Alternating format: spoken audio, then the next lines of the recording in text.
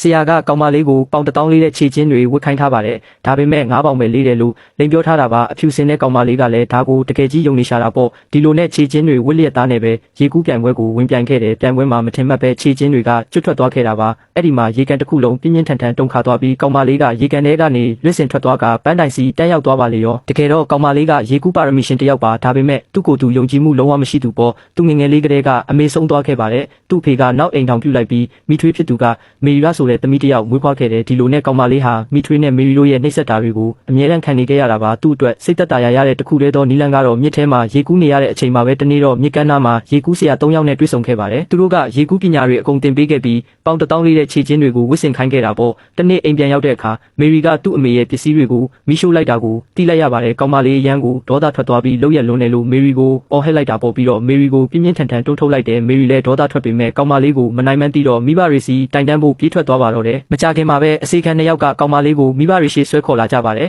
သူ့အဖေကဒေါသတွေပောက်ကွဲနေတာပေါ့လာမဲ့ရေကူးပြိုင်ပွဲမှာမေရီကမိသားစုကိုစားပြုဝင်ပြန်ရမှာဖြစ်ပြီးအခုကောင်မလေးကသူ့ကိုဒဏ်ရာရအောင်လုပ်လိုက်လို့ပါပဲအဖေဖြစ်သူကမေရီကိုတောင်းပန်ဖို့အမိန့်ပေးခဲ့တယ်ကောင်မလေးကအဖြစ်မှန်ကိုရှင်းပြဖို့ကြိုးစားခဲ့ပေမဲ့သူ့အဖေကလုံးဝနားမထောင်ခဲ့ပါဘူးသူမကိုအိမ်ကနေနှင်ထုတ်ဖို့အထီတောင်လုပ်ခဲ့တာပါကောင်မလေးလည်းထိတ်လန့်သွားခဲ့တယ်အဲ့ဒီအချိန်မှာပဲအမျိုးသမီးလှလှတယောက်ရုတ်တရက်ပေါ်လာခဲ့ပါတယ်တကယ်တော့သူကကောင်မလေးရဲ့အတော်ဖြစ်နေတာပေါ့အတော်ဖြစ်သူကသူ့ကိုကာကွယ်ပေးခဲ့ပြီးရေကူးပြိုင်ပွဲဝင်ခွင့်ရအောင်လည်းကူညီပေးခဲ့ပါတယ်သူ့အဖေကသူမနဲ့အပေးယူတစ်ခုလုပ်ခဲ့တယ်အကယ်၍ပြိုင်ပွဲမှာပထမနေရာရခဲ့ရင်မေရီကိုသူမအားတောင်းပန်ခိုင်းမယ်ဆိုတာပါပဲကောင်မလေးကလည်းမဆိုင်မတွားပဲသဘောတူလိုက်ပါတယ်နောက်တစ်နေ့မှာတော့ကောင်မလေးကပြိုင်ပွဲကျင်းပမဲ့နေရာကိုရောက်လာခဲ့ပါတယ်ပွဲကအရန်ကိုစီကားနေတာပေါ့သူ့အဖေလည်းလာကြည့်ပါတယ်မေရီနဲ့သူ့တော်ကလည်းပြိုင်ပွဲဝင်နေပါပဲပထမအဆင့်စိန်ခေါ်မှုကတော့ပြိုင်ပွဲဝင်တယောက်ချင်းစီရဲ့ခါမှာဆွဲကြိုးတစ်ချောင်းစီချီထားပြီးအဲ့ဒီဆွဲအားကိုစန့်ကျင်ပြီးရှေ့ကိုရေကူးရမှာပါအကြဆုံးကူးနိုင်တဲ့သူကပထမရမှာဖြစ်ပါတယ်မကြခင်မှာပဲပြိုင်ပွဲစတင်ပါတော့တယ်ပြိုင်ပွဲဝင်များစုက10မိနစ်လောက်ပဲခံနိုင်ခဲ့ကြပါတယ်သူ့တော်တောင်မှမိနစ်20ပဲရခဲ့တာပါအဲ့ဒီနောက်မေရီကယုံကြည်မှုအပြည့်နဲ့ရေကန်ထဲခုန်ဆင်းသွားပါတယ်အားလုံးအံဝရကြီးနေကြတဲ့ကြားမှာပဲသူမကမိနစ်30တောင်ကြာအောင်ကူးပြနိုင်ခဲ့တယ်လူတိုင်းကသူမရဲ့အမခံခွန်အားကိုချီးကျူးနေကြတာပေါ့